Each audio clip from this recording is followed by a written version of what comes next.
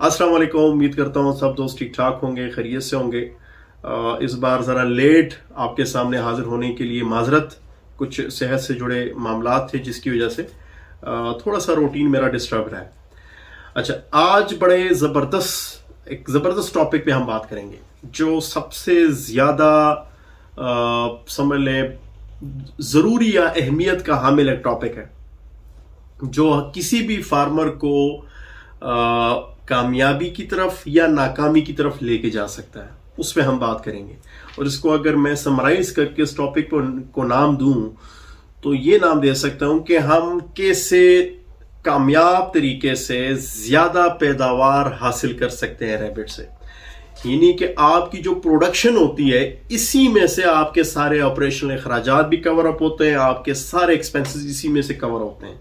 यानी कि अगर आपके पास रैबिट्स हैं और उन्होंने सर्वाइव भी किया, ठीक है, आपके पास चल रहे हैं, लेकिन पैदावार नहीं आ रही, तब भी जो है मेन मकसद आपका पूरा हो ही नहीं पाएगा। यानी कि एक कारोबारी मॉडल में आप उसको जो है कन्वर्ट कर ही नहीं पाएंगे। दैट इज़ वाई आज ज़्यादा पैदावार हासिल करना कैसे पॉसिबल है, उसके पीछे जो फैक्टर्स हैं उसको इंशाल्लाह हम आज डिस्कस करेंगे।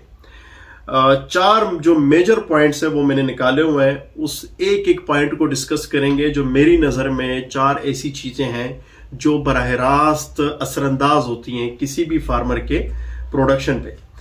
उसमें नंबर एक पे आ जाता है ब्रीड, यानी नस्ल ऐसी नस्ल हो कि वो ऐसे आदादोशुमार दे सकने के काबिल हो। यानी कि जिस तरह हम अच्छी नस्लों के अगर नाम लेते हैं तो उसमें New Zealand white, Californian, chinchilla, palomino, Vienna, ये नस्लें हैं। ये अच्छी नस्लें ही अच्छे नताइज दे सकते हैं। यानी कि आपके पास जो नस्ल है वो गोश्त के एतबार से अच्छी नस्ल होनी चाहिए। नंबर दो, इन्हीं नस्लों में फिर ऐसे रैबिट्स ना हो जो कि सेहत के एतबार से रिजेक्टेड हो। यानी कि सेहत के एतबार से आपके पास जो रैबिट्स हों ये बेहतरीन हो, ये शानदार हो। अगर तो आपके पास अच्छी सेहत के साथ अच्छा पेरेंटल फ्लाक मौजूद नहीं है तब भी आपके पास अच्छे नताइज जो है वो नहीं आ सकेंगे। तो नस्ल की इंपॉर्टेंस जो है वो बहुत ज्यादा होती है। यानी ये आपके समझ लें कि फार्म की सबसे पहली बुनियादी इकाई होती है। यानी बहुत सारे दोस्त अक्सर ये हमसे पूछते भी हैं कि आप की नस्ल देने का जो सिलसिला है ये बहुत ज़्यादा स्लो है। तो स्लो होने के पीछे जो एक फैक्टर है वो ये है कि हम कोशिश करते हैं कि बेस्ट ऑफ द बेस्ट जो पेरेंटल फ्लाक है वो प्रोड्यूस हो सके। उसके लिए जाहिर बात है ज़्यादा दौरानिए तक माँ का दूध पिलाना वगैरह वगैरह, थोड़ा सा गैप रखना, तो ये इस तरह की चीज़ें जो है वो थोड़ा सा स्पीड को कम कर देती हैं। तो बहरहाल नस्ल की अहमियत जो है वो बहुत ज़्यादा होती है। नंबर दो,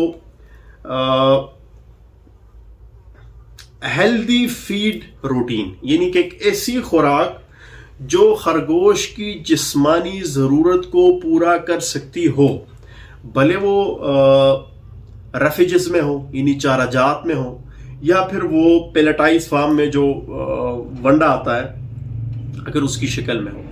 वैसे सबसे बेहतरीन तरीक़ेकार यह है कि रेफिजेस लाजमी हर हाल में इस्तेमाल की जाए। इससे रैबिट की हेल्थ भी अच्छी होती है, आपकी कॉस्ट भी नीचे आ जाती है और साथ में अगर वंडा एक टाइम पे इस्तेमाल करते हैं तो उससे ज़्यादा अच्छे नताइज जो है आप हासिल कर सकते हैं। इट मीन्स कि जो हेल्दी खुराक का जो रूटीन है वो बराह रास्त रैबिट की पैदावार पे असरअंदाज होता है।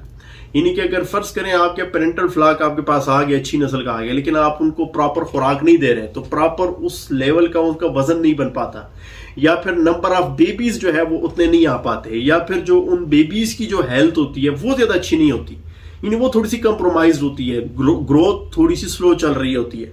तो बहुत सारी चीजें जो है वो डिपेंड करती हैं आपके रैबिट की खुराक के रूटीन के साथ कि किस रूटीन के साथ आप उसको चलाना चाह रहे हैं। तो एक बेहतर रूटीन जो है वो आपने इंश्योर करवाना है। बेहतर रूटीन किसे कहते हैं, इस हवाले से बहुत सारी हमारी इसी चैनल पे वीडियोस भी मौजूद हैं, उसका भी आप जो है मुतालिया कर सकते हैं। अच्छा, थर्ड नंबर जो बहुत बड़ा फैक्टर होता है आपकी पैदावार को मुतासिर करता है या फिर बढ़ाता है वो है एनवायरमेंट। एक अच्छा एनवायरमेंट जो है वो बराह रास्त जो है असरअंदाज होगा आपकी पैदावार पे, यानी ज्यादा अच्छी पैदावार आपके पास आ सकेगी। अगर तो एनवायरमेंटल चैलेंजेस होते हैं, یعنی بعض انوائرمنٹ ایسا ہوتا ہے جو بہت زیادہ ہیومن انوائرمنٹ ہوتا ہے، یا پھر بند ماحول ہوتا ہے، وہاں پہ وینٹیلیشن پراپر نہیں ہو رہی ہوتی ہے، یا پھر صفائی کا ایک بہتر انتظام نہیں ہوتا، اس وجہ سے کافی زیادہ کمپلیکیشنز پیدا ہوتی ہیں، یا پنجروں کا انتخاب بھی اس میں آ سکتا ہے. یہ بھی سمجھ لیں کہ انوائرمنٹ کے کیٹیگری میں ہی جو ہے یہ کاؤنٹ ہوگا. تو بہرحال ایک اچھا انوائرمنٹ، ایک ایسا انوائرمنٹ جو ہوادار ہو، صفائی کا بہتر انتظام ہو، صفائی باقاعدگی سے ہو، اور جو ہے انتہائی زیادہ شدت کی جو گرمی ہے یا انتہائی زیادہ شدت کی جو سردی ہے اس سے بچاؤ ممکن ہو سکے. ویسے سردی کبھی بھی ریبٹ کے لیے زیادہ چیلنجنگ ثابت نہیں ہوتی، سوائے ان چھوٹے بیبیز کو چھوڑ کے جو کہ نیو بورن بیبیز ہوتے ہیں جن پہ بال نہیں ہوتے. اچھا، چوتھا جو سب سے زیادہ امپورٹنٹ ٹاپک ہے میری نظر میں، وہ ہے جو ریبٹ کا کراسنگ کا، جو ریبٹ کو کراس کروانا، اسے بچے لینا، اس کے خاص روٹین ہوتا ہے. اگر تو اس خاص روٹین کے مطابق آپ چلتے ہیں تو آپ میکسیمم سے میکسیمم پروڈکشن لے پاتے ہیں. یعنی کہ بہت سارے دوست ایسے ہوتے ہیں کہ ان کا انوائرمنٹ بھی ٹھیک ہوتا ہے، ہیلدی خوراک بھی دے رہے ہوتے ہیں، ٹھیک ہے جی، ریبٹس بھی اچھے ہوتے ہیں، لیکن ان کو پتہ نہیں ہوتا کہ ماداؤں کو کب کب کراس کروانا ہے، یعنی کہ کب ان سے بچے دوبارہ سے لینے ہیں، یا تب کب ان کو دوبارہ کراس کروانا ہے، کب ماں سے بچے الگ کرنے ہیں. اس طرح کے روٹین سے ناواقفیت کی بنیاد پہ بھی اکثر جو ہے وہ بہت زیادہ سلو پروڈکشن کے ساتھ چل رہے ہوتے ہیں، جس کی وجہ سے اتنا زیادہ منافع وہ کما نہیں پاتے، یا پھر ان کے زیادہ اخراجات کی وجہ سے وہ منافع سرے سے کما ہی نہیں پاتے. تو بہرحال زیادہ اچھے روٹین کو مینٹین کرنا ہے، انشور کرنا. اس کو تھوڑا سا لمبا کرتے ہیں ہم، میرے خیال سے یہ زیادہ امپورٹنٹ ہے فارمرز کو جاننا. بیٹر روٹین کراسنگ کے پوائنٹ آف ویو سے، میٹنگ کے پوائنٹ آف ویو سے، اس کا جو نارملی روٹین ہوتا ہے کمرشل بنیادوں پہ، وہ ہوتا ہے ہر 11 دن بعد آپ نے ایک دن رکھنا ہوتا ہے.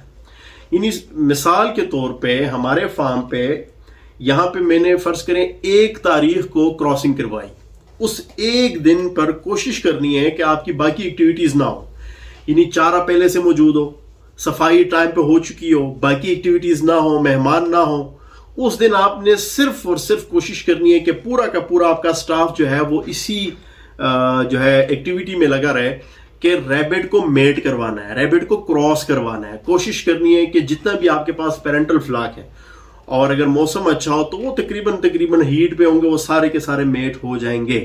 اگر سوائے ان ریبٹ کے جن میں اگر کوئی صحت کے اعتبار سے کوئی ایشو ہوتا ہے، یا پھر کوئی انوائرمنٹل سٹریس اگر ہو، تو اس پوائنٹ آف ویو سے تھوڑا بہت جو ہے کچھ مادائیں بیچ میں ایسی ہو سکتی ہیں کہ وہ کراس نہ ہو.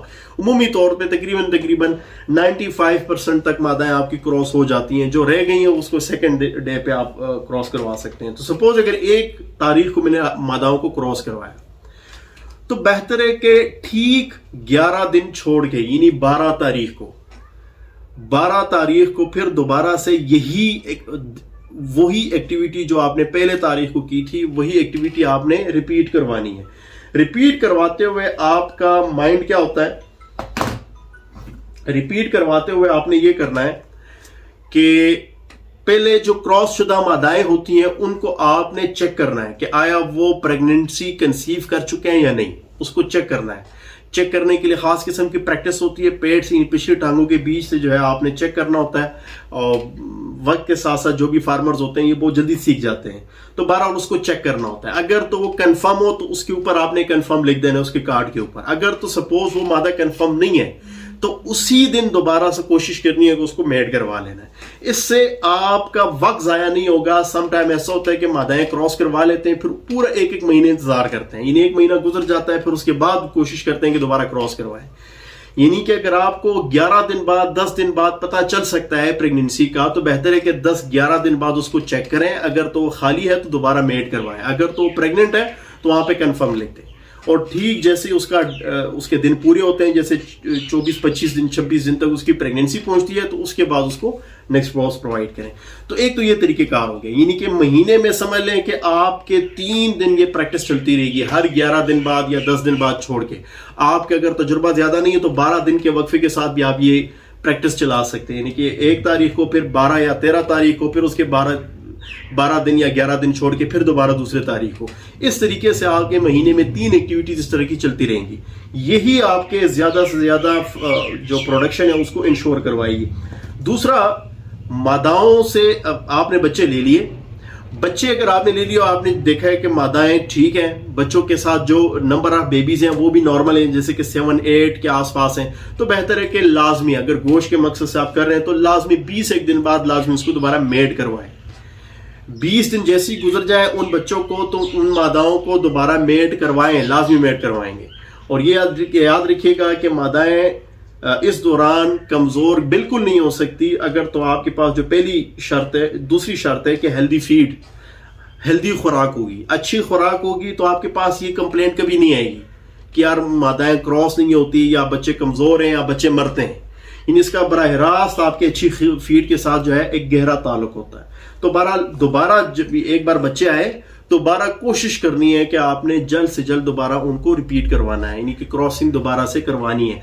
जैसे ही दोबारा से आप क्रॉसिंग करवाते हैं तो डिलीवरी डेट के नीचे खाना छोड़ें जहां पे लिखा हो रीमेटिंग डेट, दोबारा से क्रॉस करवाने का डेट, तो वहां पे आप उसकी डेट लिखें कि मैक्सिमम से मैक्सिमम तेज तरीन तरीके से आपकी प्रोडक्शन जो है वो मुमकिन हो सके।